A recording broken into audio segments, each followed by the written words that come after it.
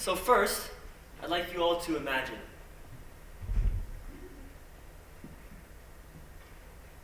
I'd like you all to imagine that you are part of a jury on the case of a group of young adults who committed an armed robbery of a convenience store, which is a felony. The group, all armed, were caught shortly after the crime by the police, and after there were security footage pulled out and confessions from all the group members, they proved that the group members did commit the crime. There is also evidence presented, however, that one of the group members, let's call him Johnny, tried convincing the others not to commit the crime. But after the influence of alcohol, he joined his friends in the crime anyways.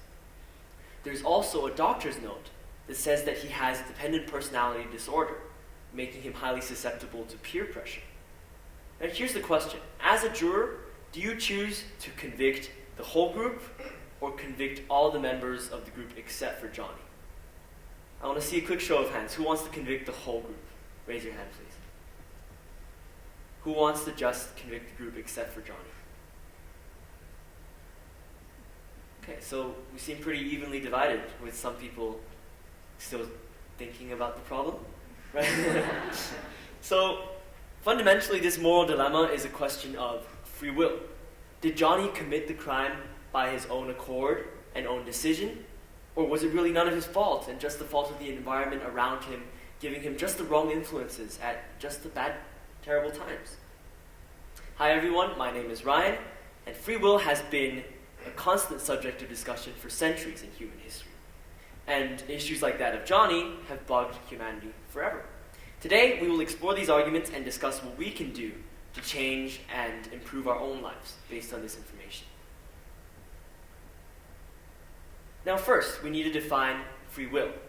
Here is the dictionary definition of free will, but that's not exactly what we're looking for here.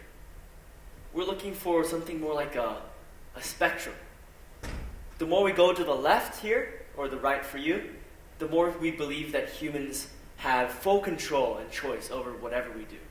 And the more we go to the left for you, the more people believe that all events, thoughts, and all randomness is just part of a causal chain of events, caused by God, biology, or by human previous experiences. Now, those who decided to convict Johnny have made a decision that is leaning to the right side of the spectrum, believing Johnny had full responsibility over anything he did. While those not convicting Johnny may have leaned more towards the left side, believing that the influences of the environment and of his biology may have made a bigger precedent. Now to explain all this, let's start right in the middle with compatibilism. Compatibilism aims to answer one big question. To what extent are we free? To understand the answers compatibilists give, we must understand the concepts of this guy. This guy. Harry Frankfurt was a very avid supporter of compatibilism, and some of his theories are very complex, but we can explain them with some very basic concepts. If you get to choose between either drinking Pepsi or drinking Coke, right now, that is an act of free will and an act of free choice. However, what if your friend took away the Coke and you only had the opportunity of choosing Pepsi or choosing to not drink anything at all? Is that still free will? According to Frankfurt, yes. He argues that free will consists of your want for something, even if that thing does not exist. It's your freedom to desire, and what Frankfurt believes as a first-order desire. But what if suddenly you had an addiction to Pepsi, and you had to pick Pepsi every single time, or else you would biologically feel uncomfortable or feel a kind of deterrent? Are you still exercising free will at that point? This is where we must understand Frankfurt's concept of the second-order desire. Now say for a minute that you love scrolling on TikTok or on Instagram. You could say that you might have an addiction as well. And every time you feel a bit of boredom or a moment of emptiness and you sit down, you automatically pull out your phone and begin scrolling without even thinking about it. This is your first-order desire, like we said before. Wanting to scroll, wanting to eat, wanting to drink, wanting to sleep. But then a part of your consciousness understands that this scrolling is bad for you. Parts of you want to stop wanting to scroll. Lots of words, but it's basically second-order desires are when you want something.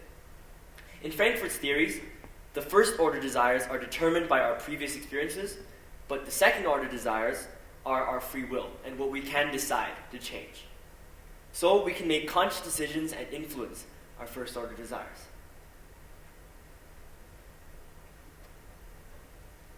Now, on the extreme end of the left side of the spectrum is hard determinism. And in hard determinism, every single decision is an illusion of choice. Well, in reality, they believe that it is a calculation of all our prior experiences, biology, and intricate environmental influences that you have no part in. Just whatever experiences you had filtered through your current state of mind, making a decision for you. Everything is part of a causal chain of events. Hard determinists argue that, in theory, if we knew the location of every single piece of matter down to the Big Bang, as well as all the laws of physics applying to the matter, we could predict where everyone will be in 100 years, in every single event in history and in the future. Just like how scientists can predict the weather in a few days, or where Jupiter will be in 20 years, maybe we can predict where you will be in 20 years. Therefore, to them, randomness is an illusion as well. Anything that seems random to us is just because we haven't discovered enough about the causal mechanisms that make that seemingly random thing happen. This also explains some of the sudden urges that you might get to scratch an itch or cross your legs when you sit down.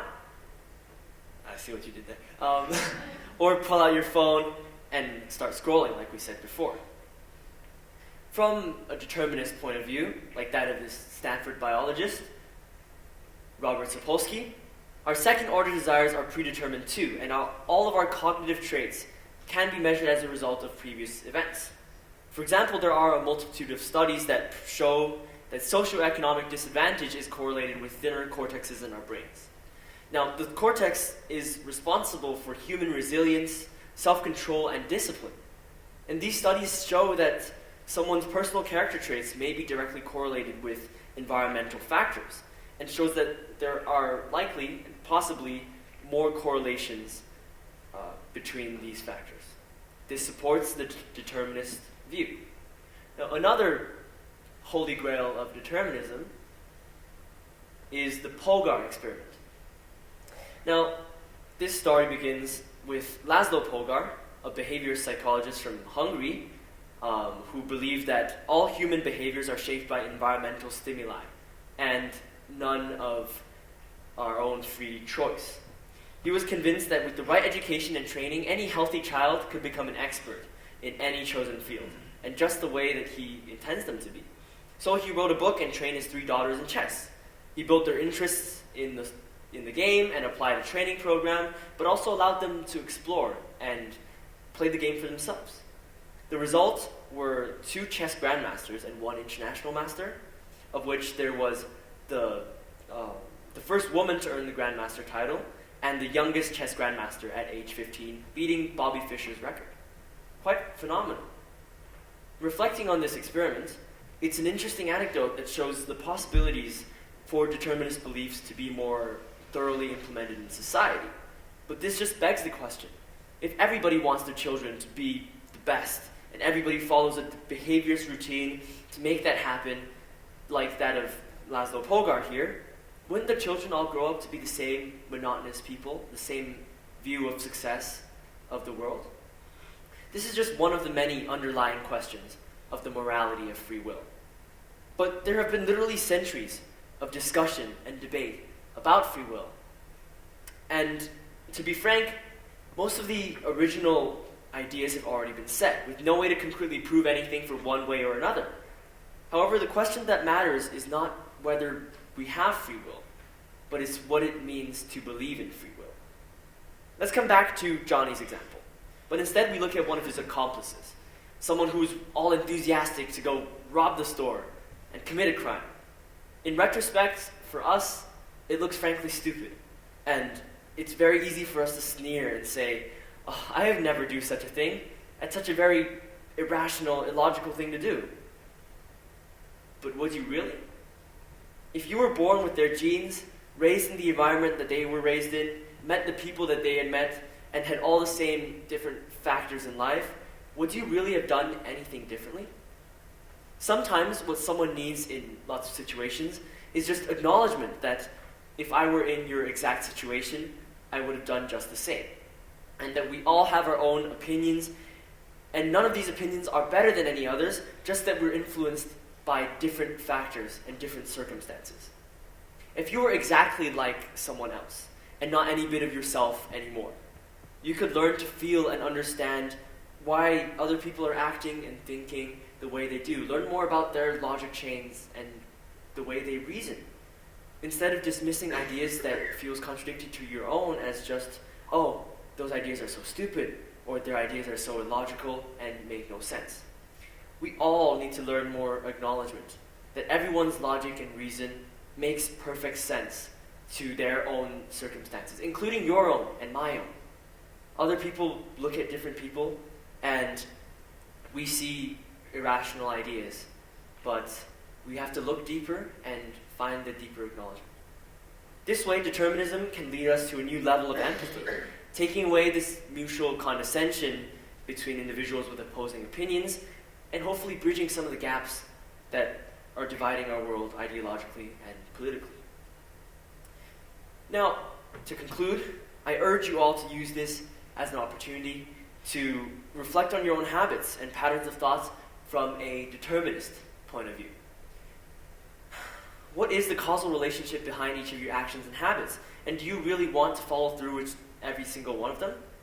After understanding this, you can look at yourself with a compatibilist point of view and give yourself agency to change what you want to change and make your life better and better yourself. You can use your second-order desires to make yourself who you really desire to become, and never let your own brain hold you against your will. You can treat others as a determinist, but act upon yourself with free will. In the end, it doesn't matter whether free will exists, but what matters is that you reflect, you choose, and let your own awareness and willpower lead you forward. Thank you very much.